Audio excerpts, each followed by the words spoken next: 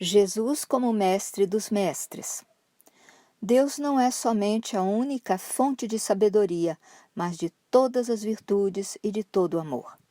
Somente o próprio Deus poderia providenciar um plano de salvação capaz de derrubar a barreira que o pecado criou entre ele e sua criatura e capacitar o homem para recuperar sua condição original. O misericordioso amor divino dispôs-se a fazer-se homem e habitar entre nós, lavando todas as nossas culpas com seu próprio sangue derramado na cruz. Jesus Cristo, o Deus encarnado, veio revelar o caráter do Pai Criador e também Redentor. Porque Deus, que disse, das trevas resplandecerá a luz, Ele mesmo resplandeceu em nosso coração para a iluminação do conhecimento da glória de Deus na face de Cristo. É o que escreve o apóstolo Paulo em sua segunda carta aos Coríntios, capítulo 4, verso 6. Jesus Cristo não é um tipo de luz, mas é a própria luz, enviada ao nosso mundo de trevas para enxergarmos o caminho de volta à casa paterna. Por encarnar a própria sabedoria, Jesus não é um tipo de mestre, mas é o mestre dos mestres. O Emanuel, proclamado por Isaías, nasceu como um de nós, e a partir de então já não nos falam mais os profetas, mas o próprio Deus nos fala através das palavras de Jesus. A humanidade pôde contemplar a Deus através da face de Cristo. Ellen White diz que Deus reprimiu e suavizou sua glória através de Jesus para que pudéssemos contemplá-lo.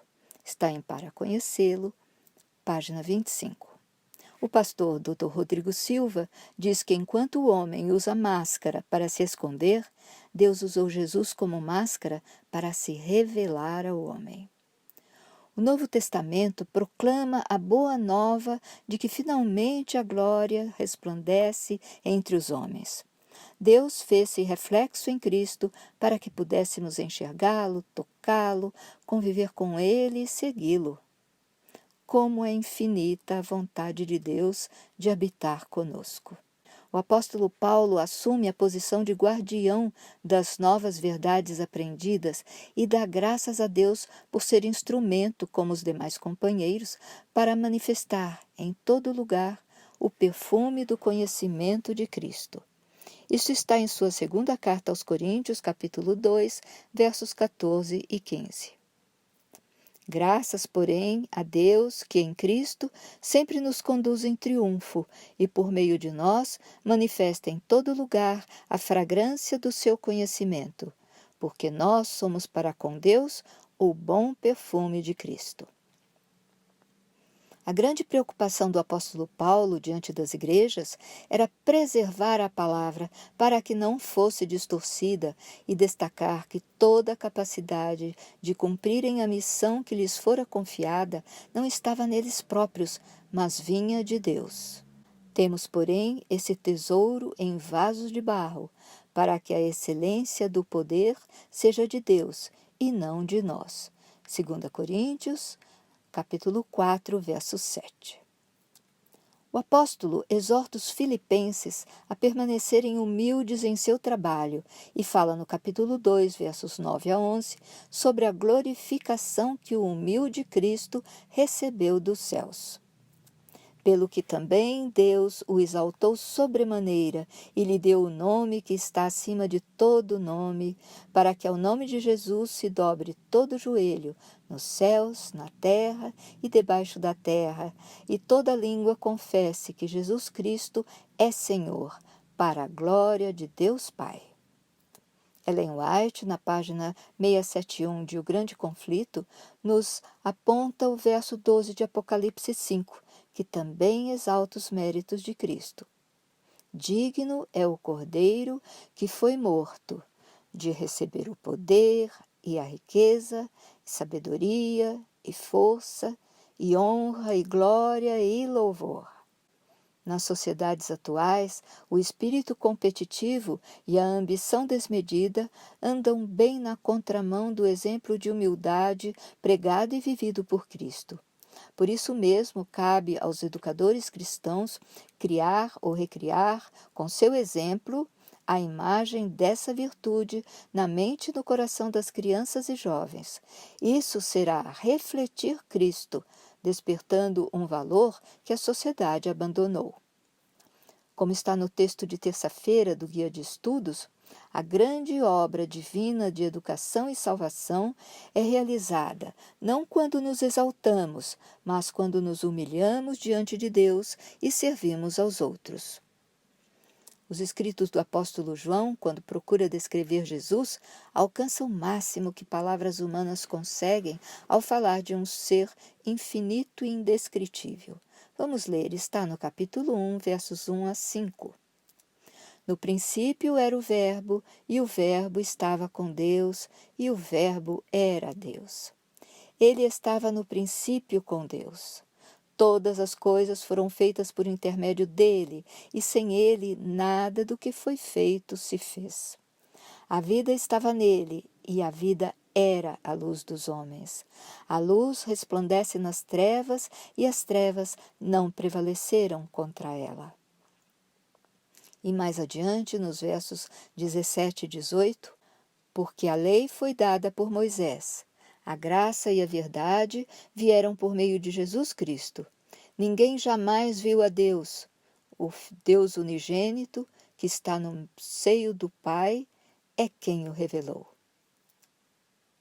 Horas antes de ser preso, Jesus despede-se dos discípulos, consolando-os com lições que sintetizam sua missão na terra. Viera para lhes mostrar o único caminho que leva a Deus. Ele era o próprio caminho, a verdade, a vida e a revelação do Pai. E quando Filipe lhe pede que lhes mostre o Pai, Jesus responde em João, capítulo 14, versos 9 e 10. Estou há tanto tempo convosco e não me tendes conhecido, Filipe? Quem me vê a mim, vê o Pai. E como dizes tu, mostra-nos o Pai? Não crês tu que eu estou no Pai e que o Pai está em mim? As palavras que eu vos digo, não as digo de mim mesmo, mas o Pai que está em mim é quem faz as obras. Mesmo convivendo com Jesus, Filipe mostrou nesse episódio que ainda não o conhecia. E nós, será que o conhecemos? Será que falamos e nos relacionamos com Jesus sem atinar com sua grandiosidade, sem a devida reverência? O doce e terno Jesus, que abre seus braços como nosso amigo, é o Deus que disse: faça-se luz, e houve luz. Reconhecer isso pode nos espantar, mas ao mesmo tempo nos enche de força. Somos filhos amados do Deus Criador, e Ele veio a nós e, por puro amor, deu a vida por nós. Isso nos faz pensar naqueles pais e mães que em algum momento podem ter desejado assumir a dor de um filhinho para não vê-lo sofrer. Mas o amor humano não tem esse alcance. Jesus veio para refletir e cumprir um amor imensurável e assumiu o pecado de toda a humanidade. Expôs-se à maldição da cruz para que nós, seus filhos pecadores, pudéssemos reencontrar o rumo da casa paterna. Ellen White comenta que Jesus suportou todo o sofrimento pela alegria e glória de nos salvar. Com a missão em mente, pouco lhe importou ser humilhado. Está em O Desejado de Todas as Nações, página 416 e 17. Em Mateus capítulo 16, verso 24, Jesus nos pede entrega completa, como a que ele mesmo realizou. Se alguém quer vir após mim, a si mesmo se negue, tome a sua cruz e siga-me. Ao mesmo tempo em que o trabalho de Cristo demanda renúncias, oferece a satisfação de reconciliar-se com Cristo. Vejamos o que diz Ellen White. O homem que se arrepende, que se torna contrito de coração, que crê em Cristo como sacrifício expiatório, compreende que Deus se reconciliou com ele. Está em Fundamentos da Educação Cristã, página 370. A alegria que sentimos quando nos reconciliamos com Deus nos estimula a nos reconciliarmos com pessoas de quem estávamos afastados. O termo reconciliação sugere recuperação de um relacionamento e nos vem à mente o momento em que no jardim do Éden nossos pais pecaram e perderam o convívio com Deus e com todos os benefícios que decorria disso. No entanto, somente nós voltamos as costas a Deus. Ele permaneceu nos amando e, ao enviar seu Filho, feito homem, encontrou a forma para que pudéssemos nos reconciliar com Ele. Jesus é a própria imagem da reconciliação, modelo a ser seguido para nos reconciliarmos com Deus e também com o próximo. O mundo de violência e transgressões nos ensina o afastamento, a desconfiança e o medo de nos relacionarmos. O mal nos ensina a vermos o mal em cada pessoa. Isso é exatamente o contrário do que Jesus nos ensina. Olhar as pessoas com os olhos de Cristo é ver o que de melhor cada um tem a oferecer. Reconciliarmos-nos com os semelhantes porque Deus aceitou reconciliar-se com cada um de nós pecadores. Não nos cabe fazer de maneira diferente. Deus enviou seu Filho ao mundo e Jesus, quando se dirige ao Pai em sua oração intercessória, também diz que nos enviou ao mundo. Está em João, capítulo 17, verso 18. Assim como tu me enviaste ao mundo, também eu os enviei ao mundo. E o apóstolo Paulo completa em 1 Coríntios, capítulo 3, verso 9. Porque nós somos cooperadores de Deus. Se Deus usou Cristo para revelar-se ao homem, então a nós cabe agora revelar a Cristo, refletindo-o da melhor maneira que pudermos. Por isso Jesus nos fala em Mateus capítulo 5, verso 14, Vós sois a luz do mundo. Não nos preocupemos com nossa insignificância e limitação, pois o poder está na luz. Qualquer centelha toma o lugar das trevas. Vamos ler o apóstolo Paulo em sua segunda carta aos Colossenses, capítulo 5, versos 18 e 19. Ora, tudo provém de Deus, que nos reconciliou consigo mesmo por meio de Cristo e nos deu o ministério da reconciliação, a saber, que Deus estava em Cristo reconciliando consigo o mundo, não imputando aos homens as suas transgressões, e nos confiou a palavra da reconciliação. O conceito de Deus Criador e ao mesmo tempo Redentor é bem ilustrado pelo apóstolo Paulo, reforçando a criação e a redenção como componente central da educação cristã aprendida com o Mestre dos Mestres. Imitando Cristo, cada um de nós pode reconciliar-se com um número de pessoas, mas a reconciliação de Deus através de Jesus Cristo alcançou todo o universo. Veja Colossenses capítulo 1, verso 18 a 20. Cristo é a cabeça do corpo, da igreja. Ele é o princípio, o primogênito de todos os mortos, para em todas as coisas ter a primazia, porque aprove a Deus que nele residisse toda a plenitude e que, havendo feito a paz pelo sangue da sua cruz, por meio dele, reconciliasse consigo mesmo todas as coisas, quer sobre a terra, quer nos céus.